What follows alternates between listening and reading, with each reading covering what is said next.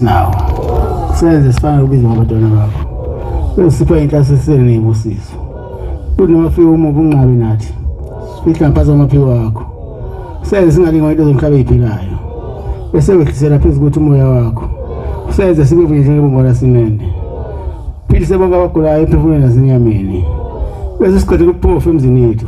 Senze singadingi singesweli. Khumbule bonke abalusizi. Khumbule into zothethelelo.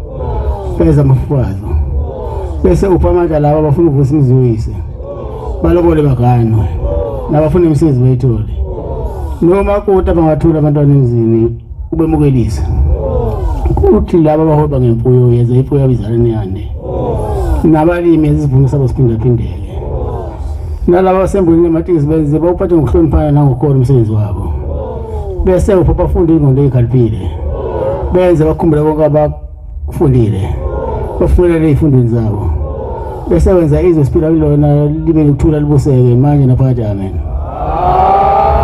amen